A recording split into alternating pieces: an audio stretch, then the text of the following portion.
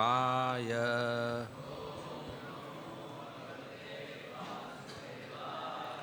ओम नमो भगवते वासुदेवाय।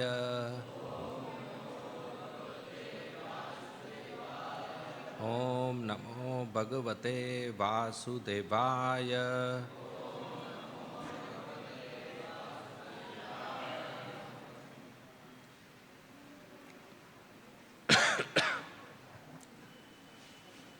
Sorry. So today we are reading from Srimad Bhagavatam, Canto 10, the Samam Bonam, Chapter 16, Krishna chastises the serpent Kaliya, verse number 39 and 40. So which is displayed? 39. Okay. So I will recite 39, then we will together recite 40.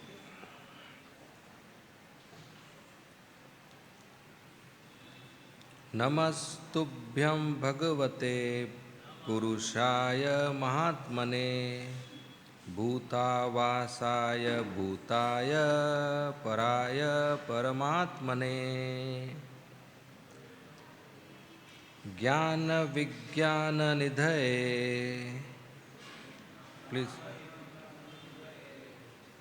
So you can recite this verse with me. ज्ञान विज्ञान निधये ब्रह्मणे अनंत शक्तये अगुणाय विकाराय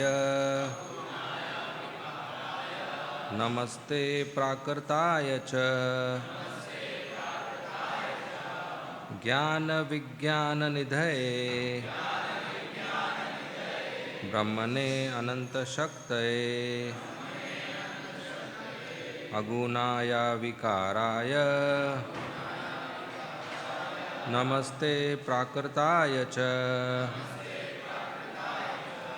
ज्ञान विज्ञान निधये ब्रह्मणे अनंत शक्तये अगुणाय विकाराय नमस्ते प्राकृताय च.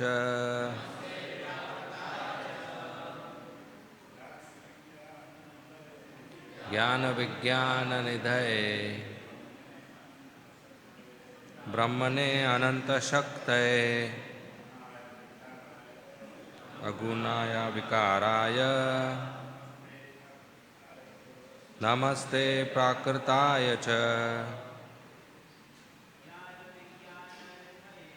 ज्ञान विज्ञान निधये ब्रह्मणे अनंत शक्तये अगुणाय विकाराय नमस्ते प्राकृताय च. ज्ञान विज्ञान निधये ब्रह्मणे अनंत शक्तये अगुणाय विकाराय नमस्ते प्राकृताय च. माताजी. ज्ञान विज्ञान निधये ब्रह्मणे अनंत शक्तये अगुणाय विकाराय नमस्ते प्राकृताय च. ज्ञान of consciousness, vijnana and spiritual potency, nidhaye to the ocean, brahmane to the absolute truth, ananta shaktaye whose potencies are unlimited, agunaya to him who is never affected by the qualities of matter, avikaraya who does not undergo any material transformation, Nama obeisances, te unto you, Prakritaya, to the prime mover of material nature, Cha and. Translation and purport by the disciples of Srila Prabhupada. Translation. Obeisances unto you, the absolute truth, who are the reservoir of all transcendental consciousness and potency, and the possessor of unlimited energies. Although completely free of material qualities and transformations, you are the prime mover of material nature. Purport.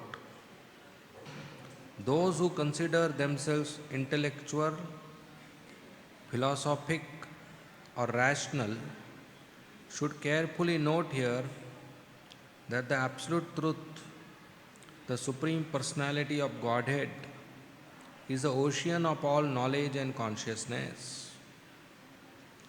Thus, surrendering unto the Supreme Lord does not entail giving up the method of rationally comprehending reality. Rather, one merges into the ocean of rational, logical comprehension. The Supreme Lord is the perfection of all sciences and all forms of knowledge, and only envious and trivial minds would deny this obvious fact.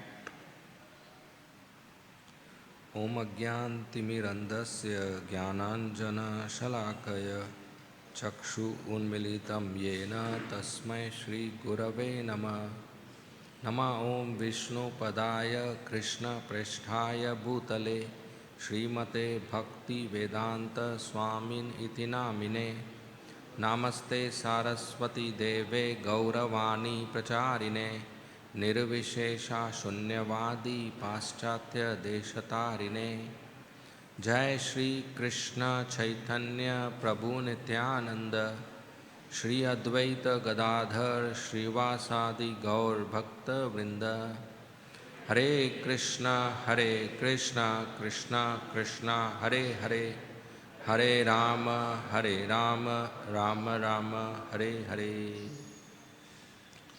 So reading from Srimad Bhagavatam, Canto 10, Chapter 16, verse number 39 and 40, translation. We offer our obeisances unto you, the Supreme Personality of Godhead. Although present in the hearts of all living beings as the Super Soul, you are all pervasive. Although the original shelter of all created material elements, you exist prior to their creation. And although the cause of everything, you are transcendental to all material cause and effect, being the Supreme Soul. Obeisances unto you, the Absolute Truth, who are the reservoir of all transcendental consciousness and potency, and the possessor of unlimited energies. Although completely free of material qualities and transformations, you are the prime mover of material nature. Hare Krishna.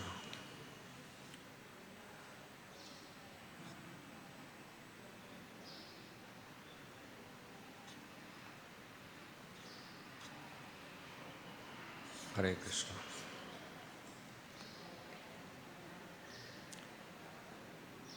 So, Lord Krishna, he jumped in the lake of Kaliya to kill Kaliya. Because Kaliya, he was spreading poison in the lake. And that poison was killing the cows, the calves, the cowherd boys, the birds, the trees, the plants, the creepers, and the fish and other aquatics. So many. So many, just by contaminating water, so many living entities are being killed. So Krishna took charge and he jumped in the lake to kill Kaliya. And in the process of fighting with Kaliya, Krishna eventually started dancing on his hoods.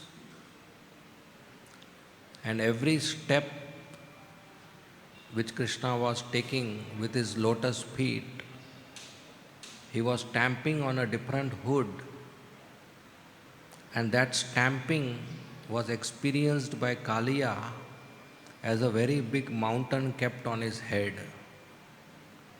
Krishna has increased his weight so much, and with so much weight on his head, he was vomiting blood and poison. And his joints were paining, his limbs were paining, his body was paining, and because his poison and blood was coming out, he was becoming weak. And as he was becoming weak and defeated, he realized that I came to this lake out of fear of Garuda, who is so powerful, who defeated me. Garuda wanted to kill me, and even though I am so strong, but Garuda is much more stronger. So I came to this lake in order to protect myself from Garuda, but this person to Garuda ka baap hai. But this boy is master of Garuda. He is more powerful than Garuda. And he has weakened my limbs, emptied my poison, defeated me completely. And with this, Kaliya started developing humility. Kaliya started developing a will to surrender to Krishna. Kaliya started feeling this is not an attack, this is actually punishment. This suffering which I am having is something which I deserve. And these are devotional thoughts, these are thoughts of a Vaishnava. Only a Vaishnava can see his pain as something I deserve. And only an advanced Vaishnava can see his pain as causeless mercy of Krishna. Anybody else, as soon as there is pain, the first response is to avoid the pain, to solve the problem, not live with the pain, not live with the problem. From childhood we are taught, if there is a problem, solve it. And that's how you get marks in the exam. Question or problem comes, the first response is answer it, solve it, and you get marks. Especially in mathematics and technical subjects, they give word problems or equations, and you have to solve them. So that goes into our mind, whole life, that problem means I have to solve. But Bhagavatam is not teaching that. Prahlad Maharaj had a problem. What was his problem? His father trying to kill him. Did he solve it? Did he approach police? Did he approach children welfare organization? Did he complain to mother? Did he ran away from the house? Did he take up weapons? Did he defend himself? He didn't solve his problem. And we worship him. And like this, there are so many others. So when Kaliya developed this attitude that it's okay, this suffering is for my good. That's devotional attitude. He was ready to surrender to Krishna. That this is the same boy about whom my wives have been telling since years. Since years, Nagapatnis, who are pure devotees of Krishna, have been telling Kaliya to chant Hare Krishna, to attend Mangala Arati, to pay Dandvat Pranam to Krishna, to surrender his life to Krishna. But Kaliya never was favorable to the process of devotional service. Kaliya never agreed to the instructions of his wives.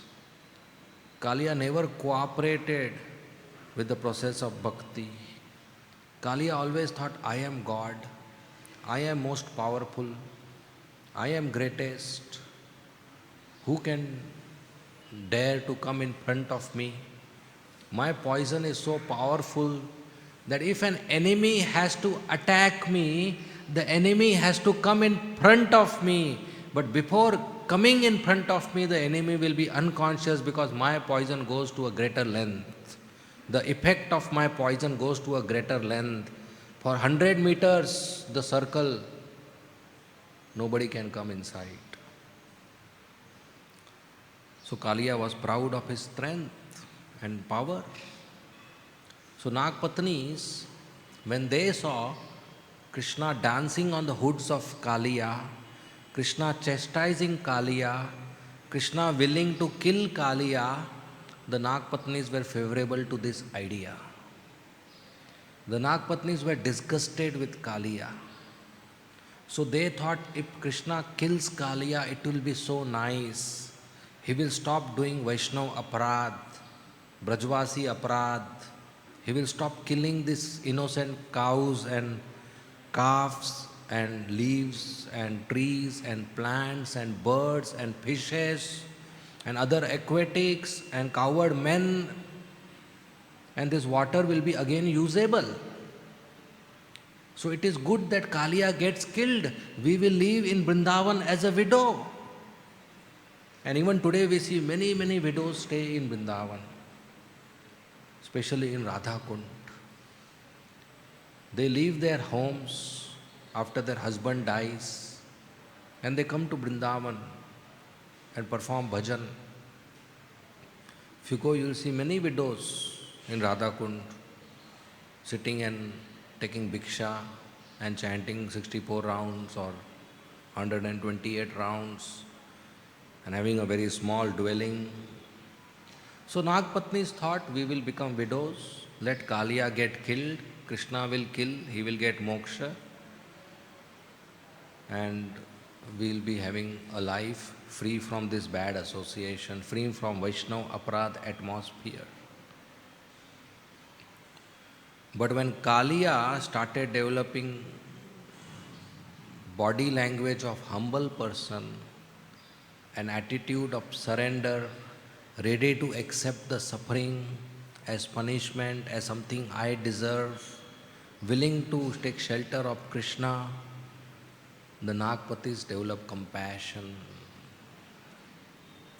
And they immediately ran towards Krishna with children in front, without even arranging their clothes or doing makeup or seeing in the mirror.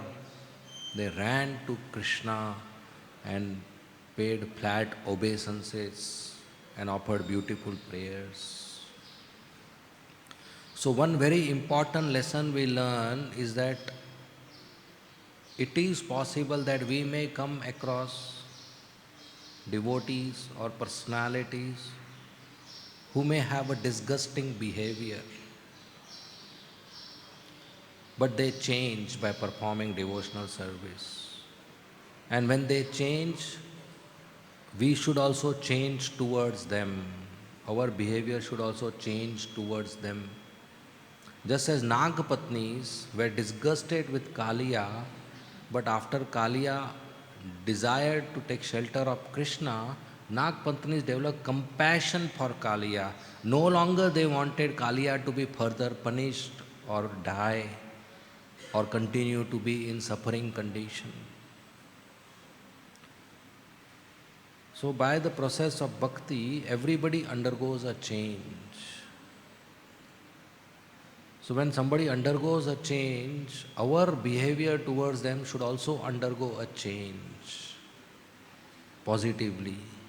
That yes, now he surrendered to Krishna, he deserves compassion, he deserves proper behavior. And in that way, every individual gets a chance to grow in spiritual life. Every day morning when the sun rises, Krishna gives us one more day. That yesterday, whether you did your bhakti nicely or not, today you have one more day, one more chance, second chance. Today you do nice bhakti. Today you chant nice rounds. Today you do hearing. Today you do reading. Today you do service. So whether yesterday you did or not, Krishna is not asking. He is giving one more chance that today you do nice bhakti. Yesterday you didn't follow 4 regulative principles or you didn't chant 16 rounds. Today you do. And next day again one more chance. Next day again one more chance. How many chances he has given us?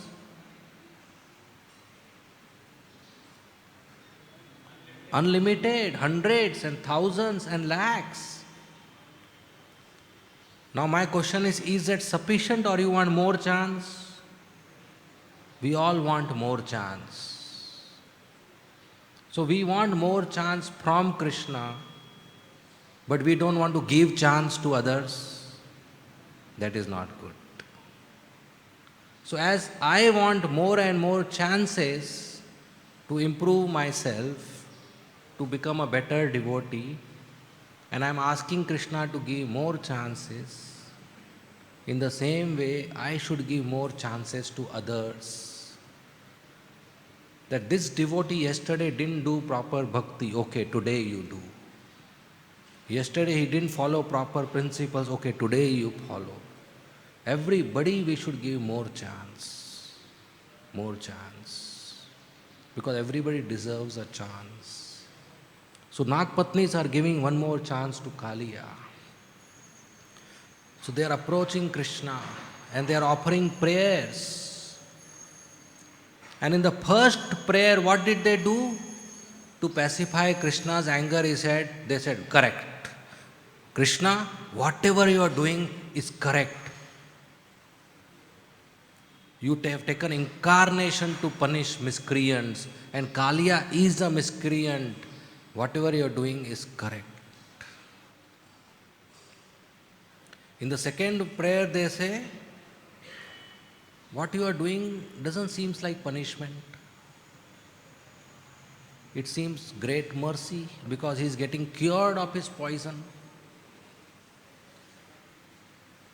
When we get pain, we call it punishment. But when the same pain a surgeon gives with a needle, we call it cure. See the difference? Because he's a doctor. He is injecting me for my cure. So they say, Krishna, what you are giving is not a punishment. It is response to his bad karma. He is getting cured. Then in the next prayer, as they continue, they say, this is not punishment. You are keeping your lotus feet on his head. And by that, anybody can get liberated. Even yogis don't get your lotus feet. It's a great treasure. It's a great nectar. So how this is punishment? This is something gift. Krishna keeping lotus feet on our head is not punishment, is a gift. Krishna not keeping lotus feet is punishment. So Krishna, actually you are not punishing him, you are gifting him. You are giving him treasure. That treasure which yogis don't get, which Lakshmi ji wants, that you are giving him. Which Brahma Shiva don't get, that you are giving him. Then Nagpatnis are wondering, what he has done in past life, what punya karma and what austerities he has performed in past life, that he is getting your lotus feet. Even we desire that. Then in the next verse they answer that actually it's not because of his past life. This is your causeless mercy. Kalia is so fortunate that you are placing your lotus feet on his head. The dust of your lotus feet is so powerful. It can give liberation. It can fulfill opulent material desires. It can give the worldly opulences. It can give bhakti. It can give peace. It can give removal of all material desires. Both ways. It can fulfill material desires and it can remove the material desires, remove the anarthas. So the Nagpatnis are feeling very grateful that he has done what we tried to do all these years. All these years we wanted Kaliya to become a devotee, but we failed. And Krishna did it just by dancing on his hoods. Now the poison is gone and he is become humble. He has become humble and he surrendered. Now we should protect him. Now we want his association for our children. He is our husband. So now they are praying that please don't kill him. And starting from the verse 39 till next 10 or 11 verses, in every verse the word Namah is coming. They are offering obeisances 11 times to Krishna. 11 obeisances. We should know offering obeisances generally is the effect of ultimate maturity in Krishna consciousness, that Krishna is so great I should offer him obeisances. Like Nalkuver and Manigriv. They offered so many prayers in Damodar Leela and at the end said, what we can offer prayers, your glories are unlimited, the best thing we can do is offer obeisances. Rukmini Devi, when she wrote a letter to Krishna, she sent it through a Brahmana. The Brahmana went, gave the confidential letter to Krishna and came back. And he came and informed Rukmini Devi that I have given the letter to Dwarkadish, he has come to kidnap you. Before that, Rukmini Devi was very restless and in anxiety whether the letter reached Dwarkadish or not and whether Dwarkadish will come or not. So when the Brahmana came to give the good news that Dwarkadish has received the letter and he has responded, she wanted to give a gift to the Brahmana. And she is Mahalakshmi. If Mahalakshmi wants to give gift, will she have a good gift? Obviously yes. She has everything. But what did she give? She offered obeisances to the Brahmana. She said, there is nothing in my treasure house more valuable than this. No, there is gold, there is diamond, there are pearls, there is kingdom, there are cows, there is land, there is property, there are houses and there are girls, good wives. She can give all this. But what she gave is obeisances, and she said there is nothing more valuable than this. Because Lakshmi Devi offering obeisances or any person offering obeisances is a genuine feeling of gratefulness and respect in the heart that you are worshipable, you are my Prabhu. And of course when he went home he had all the treasure also. He had all the gifts also, gold and pearls and diamonds, silken clothes and cows and a nice house. He had that. But she said, the most valuable I can give is this obeisances. So offering obeisances to Krishna is something of very high quality activity. Manmana bhava mad bhakto madhyaji mam namaskuru. Krishna says, come and offer me obeisances. He is demanding that. But we in ISKCON are so fortunate that Srila Prabhupada, he taught us to offer Dandvat Pranam on the first day when you come to temple.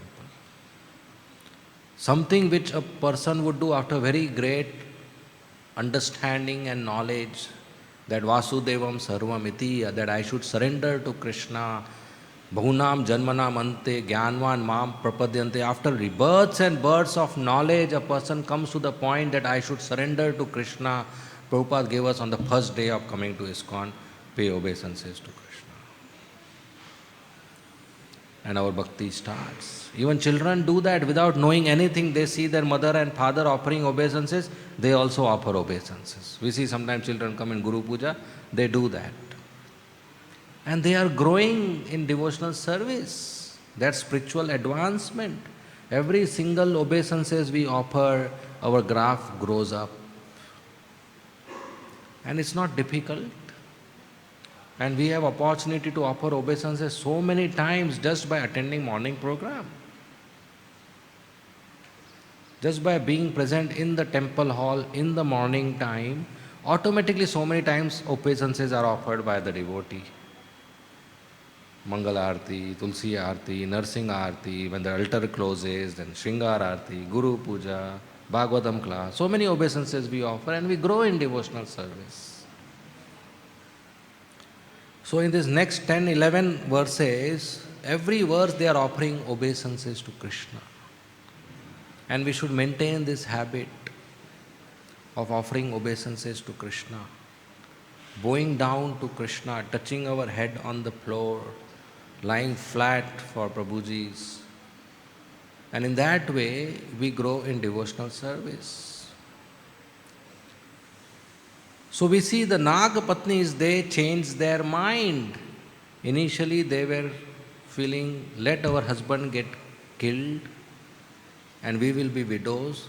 But now they changed their mind that let our husband be alive, we should pray for his protection. Krishna also changed his mind. Krishna jumped in the lake to kill Kaliya. And as he was dancing, he was killing Kaliya gradually, making him weaker and weaker and weaker. But when the Nagpatnis prayed, at the end of the prayer, Krishna jumped on the ground. He stopped harassing Kaliya. He stopped giving pain to Kaliya. Krishna changed his mind. Now, if God changes his mind, then Western philosophy says he is not God. Because how can God change his mind? Changing mind is considered a weakness. That you were uncertain, or you didn't have knowledge of the future, or something new circumstances came up and you changed your attachment and desires, or you are less determined, or you are weak in your mind. Change of mind is considered a weakness. Somebody changes the mind frequently, we say pagal hai, is crazy, or we say is inconsistent, unstable, unreliable, not dependable, because he changes his mind. Like small children, we don't consider it a mature quality of an adult. If God changes mind, then how can he be God? Many philosophers say that. That means he didn't knew something. That's why he changed his mind. He took a decision and he changed it. That means some additional information he got, which he didn't had. That means he is not God. Otherwise he would have got all the information of past, present, future. But Krishna exposed himself to such people. And he changed his mind because Nagpatnis prayed to him. This actually is not a flaw in Krishna's personality. This is a very sweet part of Krishna's personality, that is Bhakta Vatsalya. Bhakta Vatsalya. He is so loving and affectionate to his devotees that he is ready for his reputation to go down. But he responds to the prayers of his devotees. Like he became Ranachod when he responded to the letter of Rukmini Devi. Jarasandh came to attack and he ran away. And any Kshatriya who runs away from a battle, he is called coward, darpok, Ranachod. Ran means battle, field. Bhagya, darpok. And Krishna Balram ran away. And he's okay with that my name goes down, but I need to go and protect my devotees. So Krishna also changed his mind, that's his sweetness. And this is something which can be observed in our day-to-day life. When we pray, Krishna changes his mind, the destiny of the person changes. That's why when collective devotees pray for a particular devotee, like we have sometimes announcements, somebody is ill and we offer prayers, it has a very big effect. Prayers are not useless. Genuinely, when we offer prayer, Krishna does respond to it. Many years before, Jayapataka Maharaj, when he was here during the meetings, he had illness and he was admitted in ICU of Hinduja hospital. And the doctors were not sure what will happen. And in medical science, in medical treatments, they say the more number of days a patient is in ICU, the less probability that he will come out alive. If the ICU duration is long, the chances of alive is reducing. And we see the whole world devotees prayed for Maharaj, and Maharaj not only came from out of ICU, he continues even today to preach and actively within his limitations do his services. And this is the power of prayers. And this can be seen in our own life, that when we pray or when devotees pray for us or we pray for devotees, Krishna responds. So requesting Radha Rasbihari for our or others' welfare is something which is a very important aspect of our relationship with others. It's a very nice tool, quote unquote, tool by which we can help ourselves and help others. So we should always have a grateful and prayerful attitude that, my dear Lord, please bless me, please protect me, please save me, please engage me in your service, please bless me with pure devotional service, please bless my friends with pure devotional service, please bless other devotees or so and so with pure devotional service. So this is very nice attitude. So when Nagpatnis are praying for their husbands, Krishna changes his mind. Krishna decides not to kill Kaliya. And in fact, at the end, Krishna speaks to Kaliya and says, look Kaliya, I don't have any personal enmity with you. So whatever happened, don't mind. Whatever I did is to protect my cows. Otherwise, mera tera kuch problem nahi.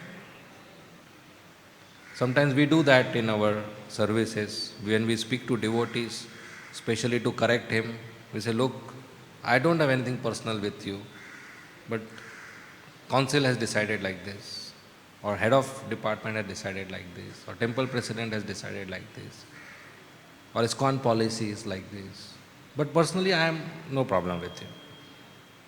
So Krishna spoke so pleasantly to Kaliya that he was further pacified, that whatever happened, happened for good. So this is a very important learning in this chapter, in this pastime. That I change my mind when others change their behavior and attitude. I change my behavior when others change and grow in bhakti. B, that when we pray to Krishna, Krishna changes his mind. That means what is in my destiny may change, even if it is written here. And somebody says, ye hone wala hai. But when we pray, when we offer devotional service, this can change.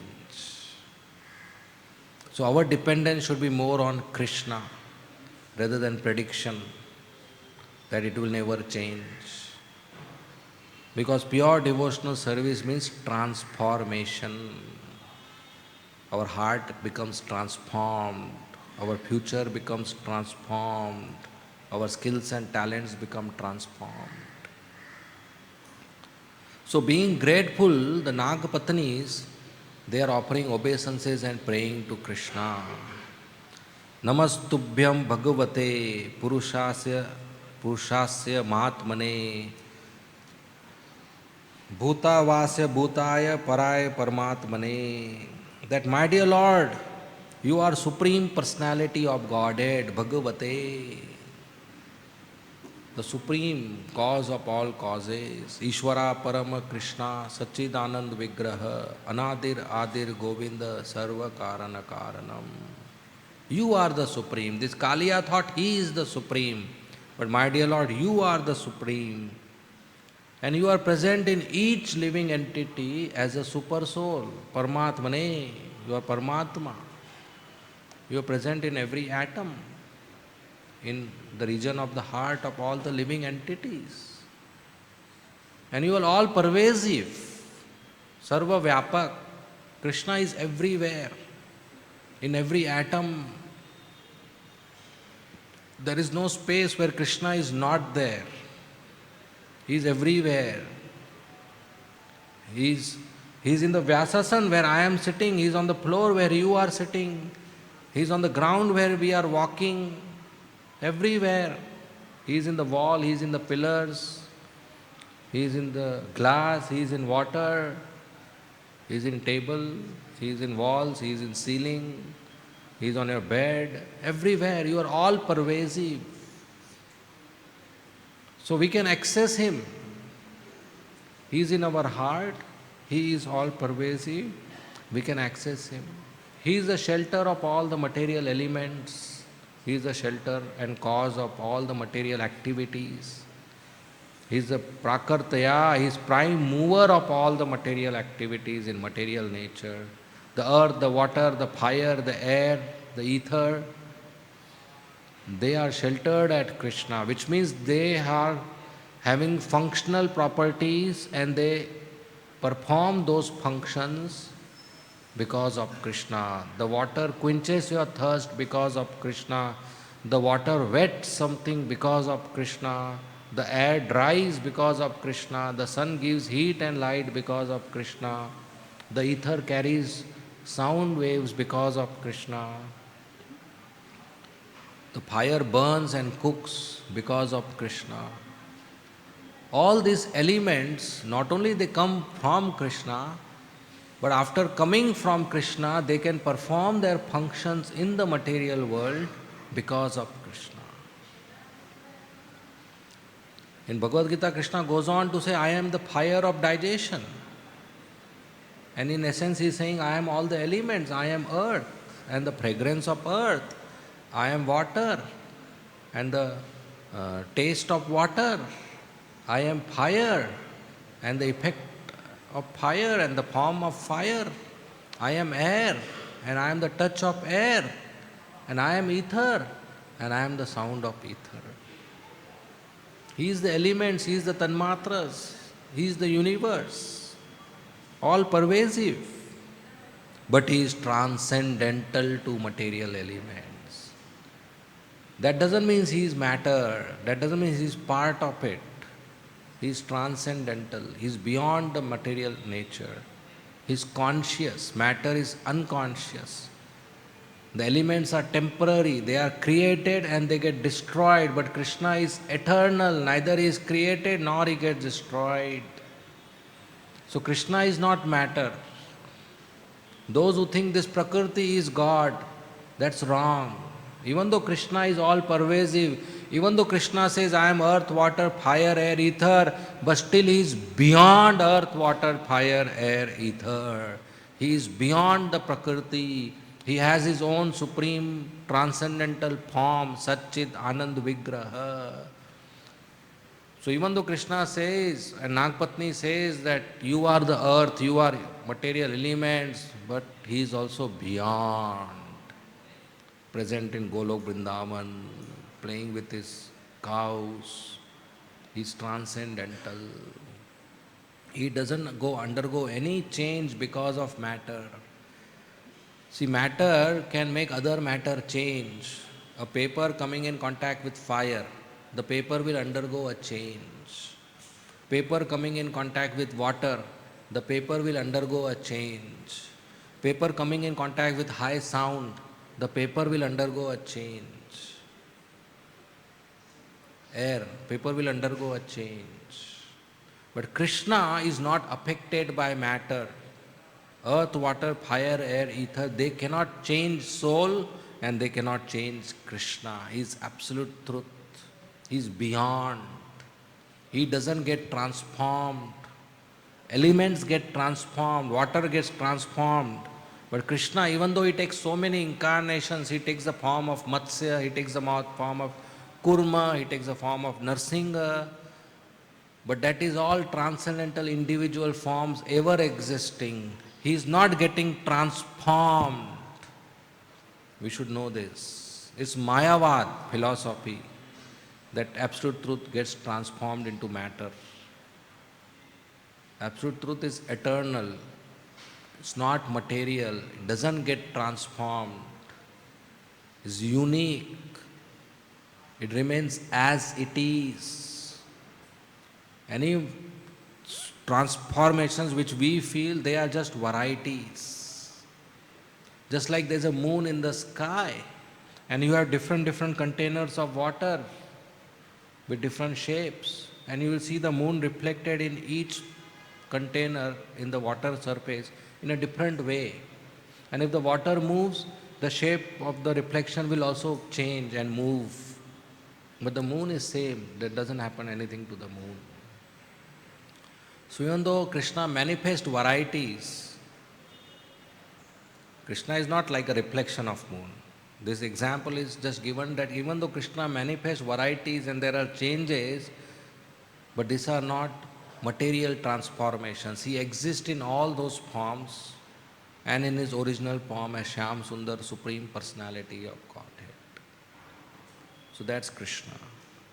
So further the Nagpatnis are praying that you are reservoir of all consciousness and potency and possessor of unlimited energies.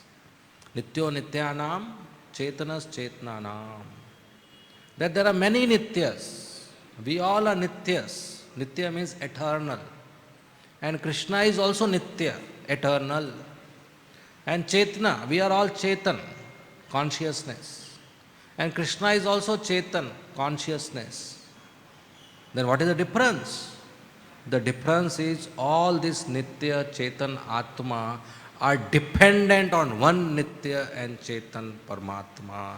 He is the maintainer, he is the supreme creator, supreme controller, supreme master, supreme proprietor, supreme enjoyer, supreme destroyer. And we are Anu Atmas, dependent on him. We are maintained by him, and our duty is to offer service to him. That's the difference between this Nitya and that Nitya, this Chetan and that Chetan. We are part and parcel of Krishna. Our consciousness is part and parcel of Supreme Consciousness and is reservoir of all knowledge. And in the purport, Hridayanand Maharaj writes that those who are interested in rational knowledge, logical knowledge, like scientists and some thinkers, they also can take shelter of Srimad Bhagavatam, that Krishna is source of this logic and Krishna is source of this scientific knowledge. It is a misconception that because I am a logical, rational, scientific person, Krishna consciousness is not for me. This is for emotional people who don't use logic, who don't use knowledge, who just work on faith and chant and dance. Like Prakashanand Saraswati told about Chaitanya Mahaprabhu, that why this sannyasi is whole day chanting and dancing like an emotional person on the streets of Varanasi with low class street fellows. Why doesn't he sit with us and discuss Vedanta Sutra and do some tapasya? That is the prime duty of a sannyasi. to use his intelligence and logic to discuss Vedanta Sutra. But he's just dancing and chanting. And finally, when they got an opportunity to discuss Vedanta Sutra, Chaitanya Mahaprabhu used solid logic and defeated Prakashanand Saraswati and the interpretations of Shankaracharya, which is called Sharirik Bhashya, and explained real Vedanta Sutra as per Sambandha, Abhidheya and Prayojan. So devotees who are chanting and dancing, that doesn't mean they don't have knowledge and they don't have rational understanding and logical understanding. No, scriptures is full of that. So even such people can take shelter of Srimad Bhagavatam and enjoy and get more and more meaning out of the text, get more and more food for thought. Srimad Bhagavatam is for everybody, all types of people. Those who are interested in good literature, they can be happy reading Bhagavatam. Those who are interested in poetry, those who are interested in story, those who are interested in philosophy, those who are interested in Sankhya, logical analysis, all kinds of students, those who are interested in art, drama, thrill, suspense, action, romance, comedy, mystery, all masala, Bollywood masala, more than that, you'll find in Srimad Bhagavatam. You'll find in Krishna's pastimes. You'll get so many topics just to do PhD if you read Prabhupada's Bhagavatam. The way Prabhupada uses analogies, the way Prabhupada uses literature, literary ornaments. So it's for everybody. And we have an opportunity to give it to everybody for December Marathon. That which is satisfying me, that which is changing my life, I should share it with others.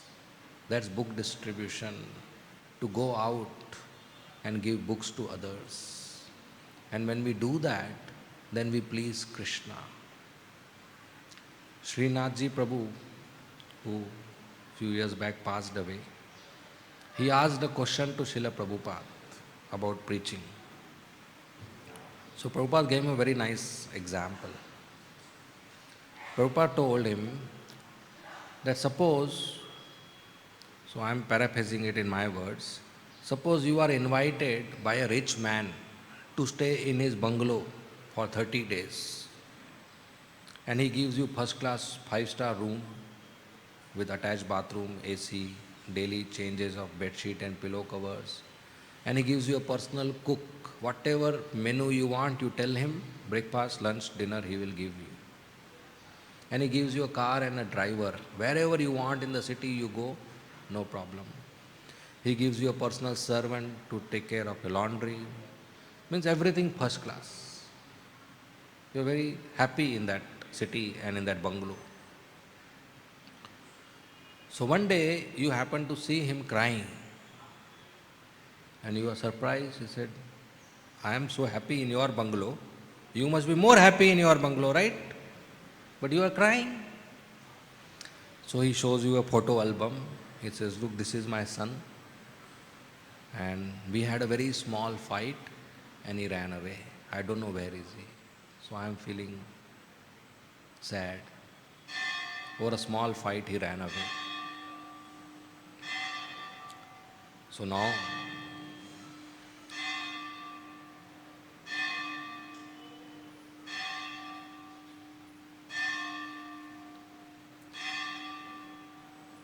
now, you know his heart, but we cannot do anything. Then after 30 days of trip, he tells you, okay, take my car, you can go back to your home, whenever you want you come. So when you're going back to your home, on the traffic light, you see a thin boy, big beard, not taken bath, torn clothes, hungry, begging 1 rupee coin. And you identify him, he's the same boy. The same boy whose photo I saw. He's the son of that rich man who is unhappy. What will you do? Give him 1 rupee? 2 rupee? 5 rupee? No, you'll tell him, come inside the car, come to my home. And you take him home, give him clothes, give him food, tell him to take bath, and make friendship with him. And after a few days, you tell him, I want to talk to you. You know, your father is very unhappy. He's very sad. He's crying for you. Forget that fight. Why don't you come with me? And you go and make him meet his father. Logical? This is what we will do. So Prabhupada told this story to Srinathji in his way. He said, in the same way, we are staying in this bungalow of Radha Rasbihari. More than bungalow, this is palace. Nice prasad, nice clothes, nice atmosphere, everything. We are very happy here. Everything is providing. But Radha Rasbihari has one sadness in his corner, in the corner of his heart. What sadness? There are so many of his sons and daughters. They are small fight they had in Golok Vrindavan, and now they are in Mumbai local trains or wherever they are doing their gutter in Khichdi.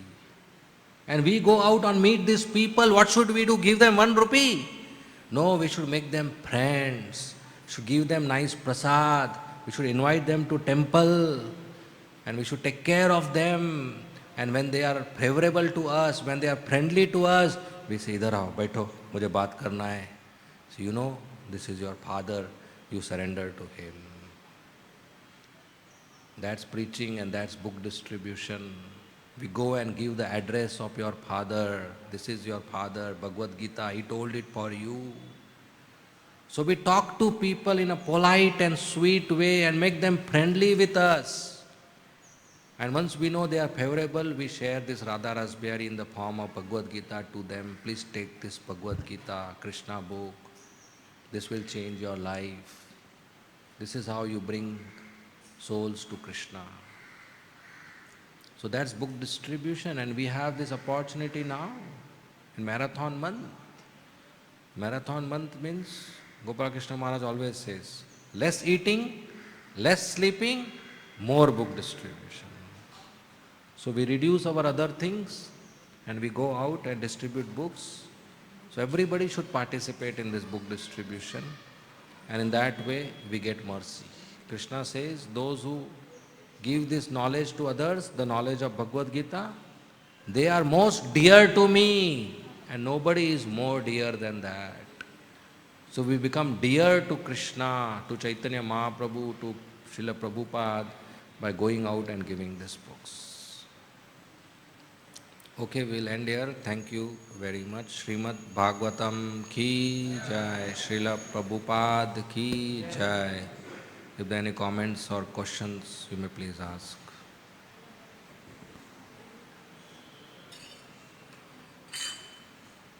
Yes, Maharaj.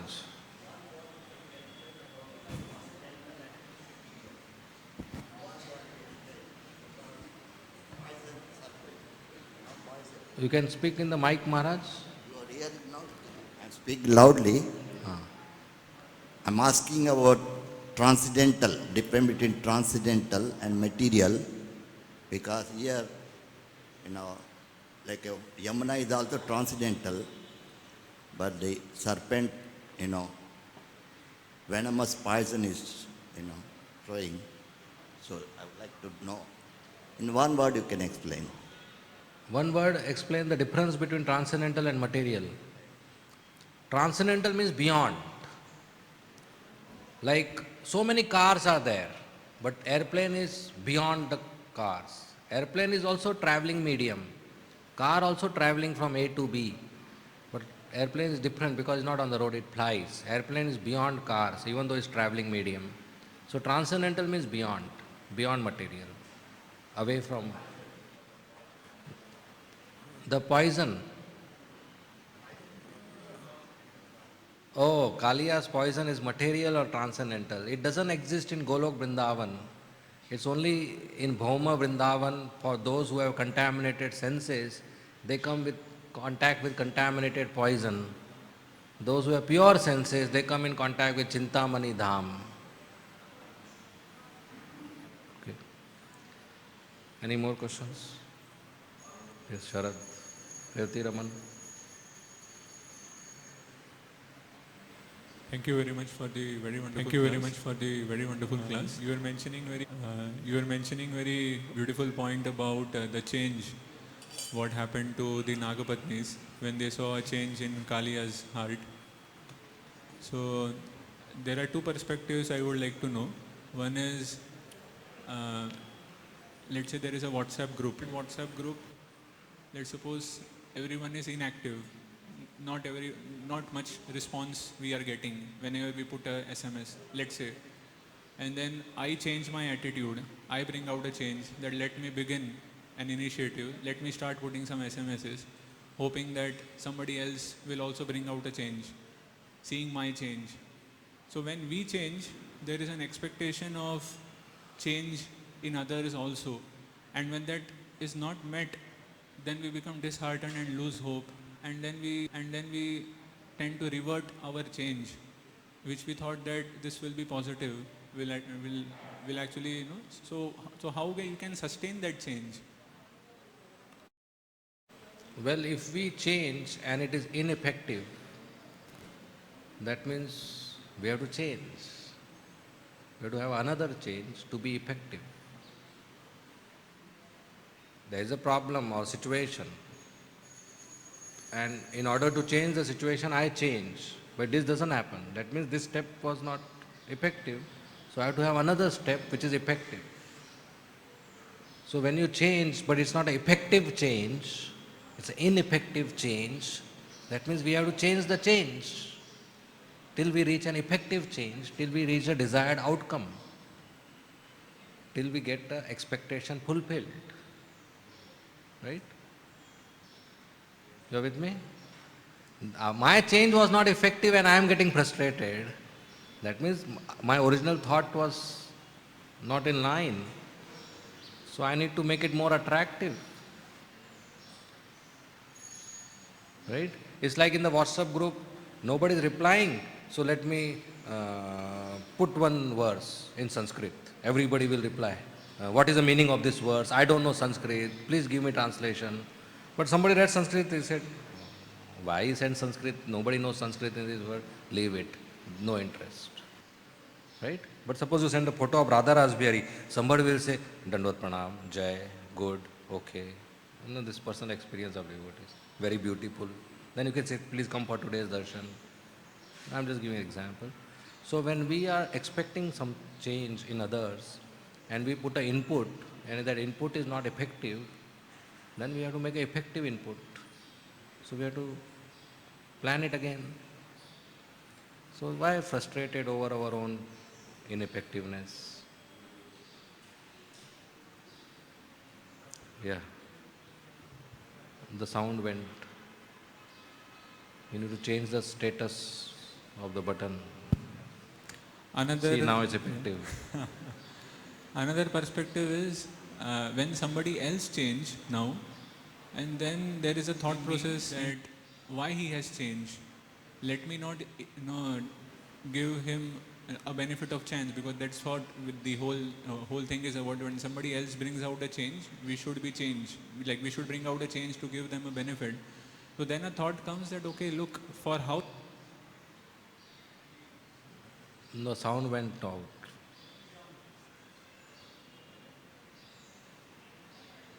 Battery is down. Battery is down. Use this then.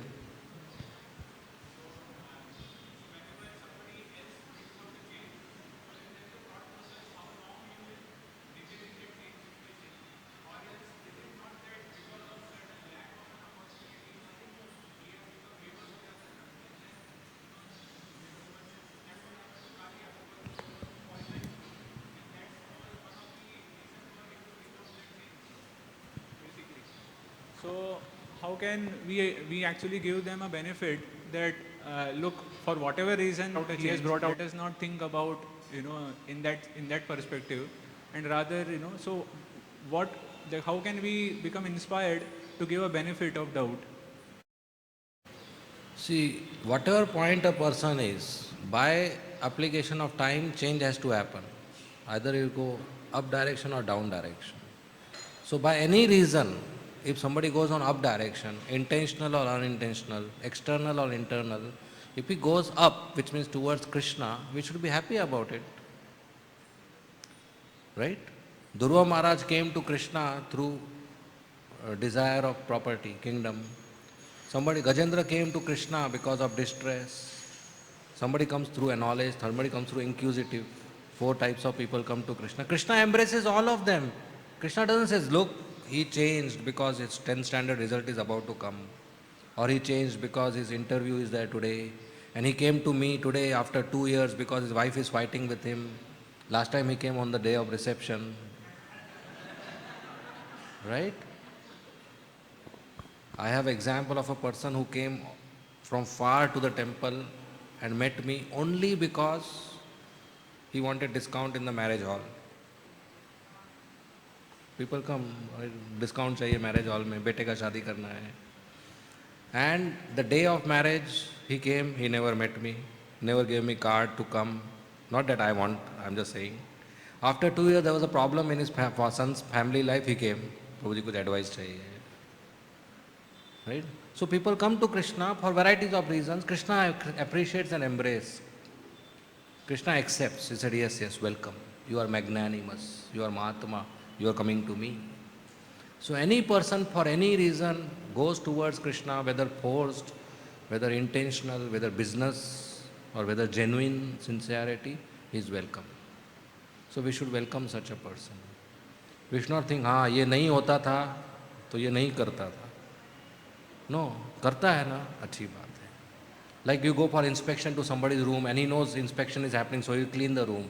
You say inspection नहीं आता था तो clean नहीं करता था, but अभी किया है ना, very nice. Right? Or somebody goes to ashram, then he comes for Mangala Aarti. किया ना, now he did it, that's fine.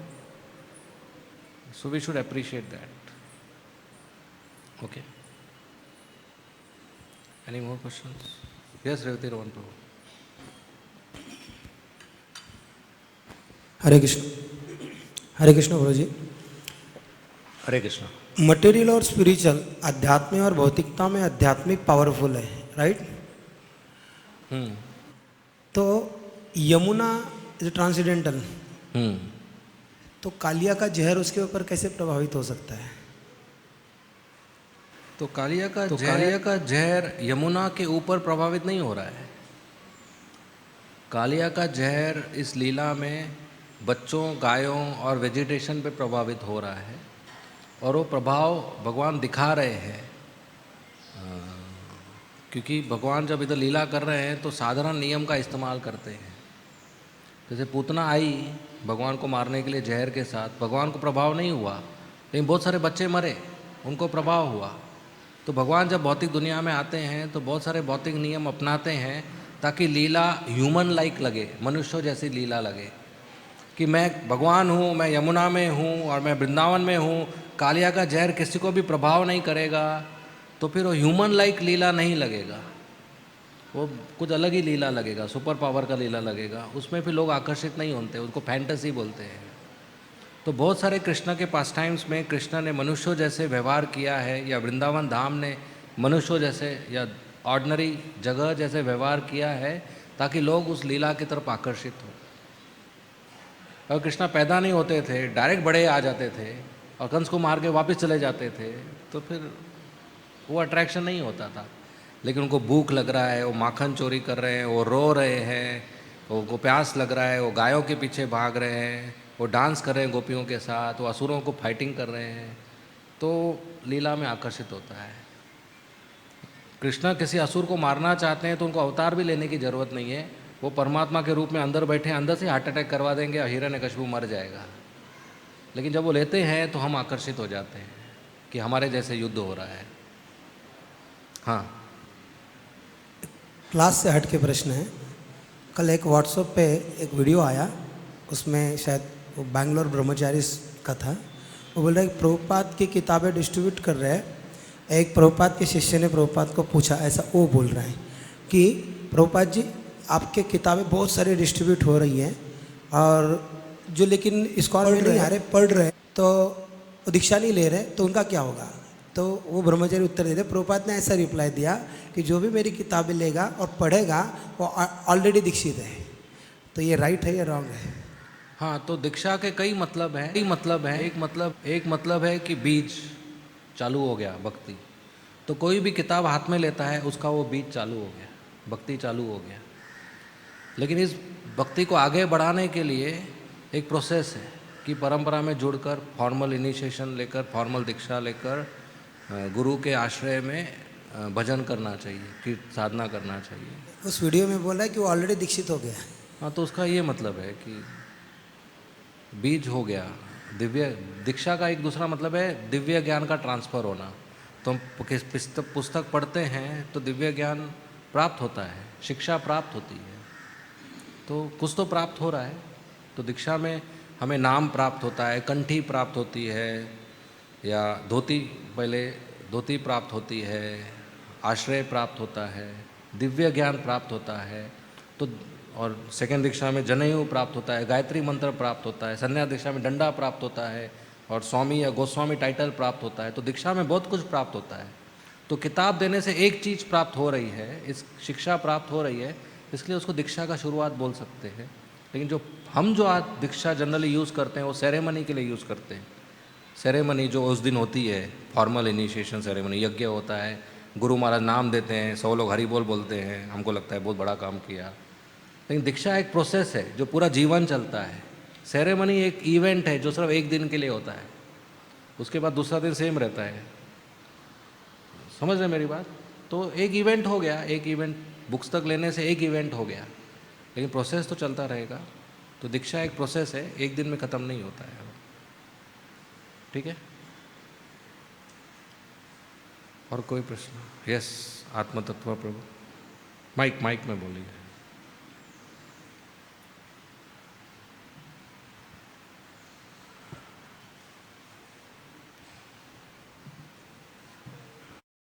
Hare Krishna. Hare thank you Krishna. प्रभु जी, बहुत हरे सुंदर बताया।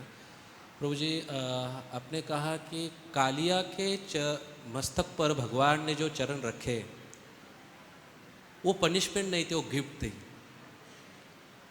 पर इस प्रकार की जो गिफ्ट जब हमें मिलती है तो गिफ्ट के रूप में उसको स्वीकार करना बड़ा कठिन होता है, क्योंकि वो पेनफुल होती है।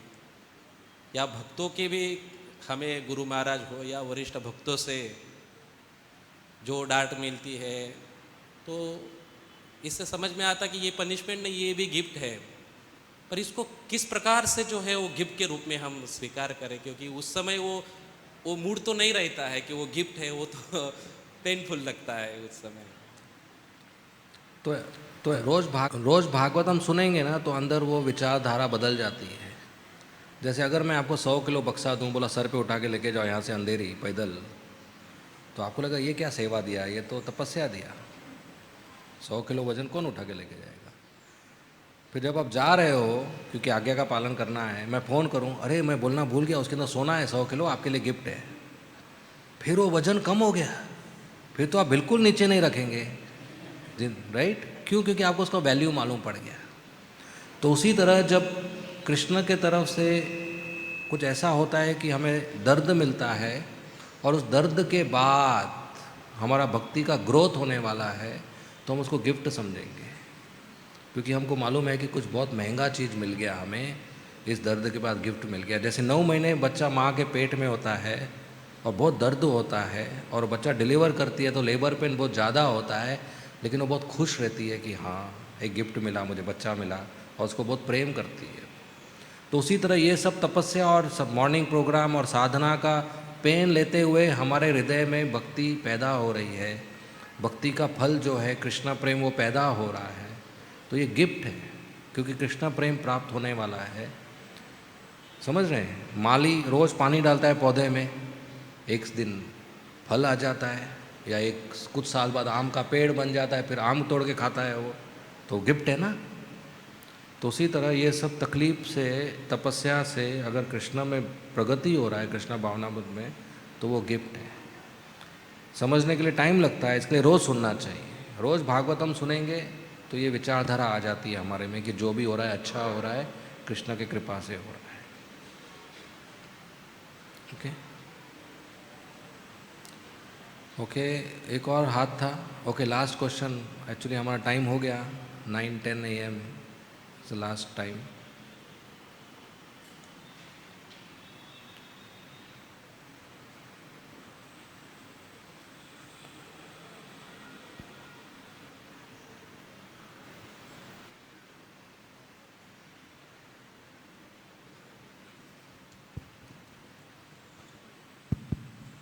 Hello, sorry. Hare Krishna. Hare Krishna. You talked about prayers. So, how much should be prayers for ourselves and how much it should be selfless, like for others? Like for others. Generally, we should be selfless. But if something is too much bothering you that your sadhana is disturbed, we can pray for ourselves also. There is no problem. Krishna likes when we go to him for any reason, selfish or selfless. You go to him, he will be happy. कि मेरे पास आया तो सही. Right? So go to him. Anything bothering you, you can go to him. And at the end, you can always say, please engage me in your service. If you wish, this can happen. Okay? Okay, we'll end here. Thank you very much. Srila Prabhupada ki jai. Hare Krishna.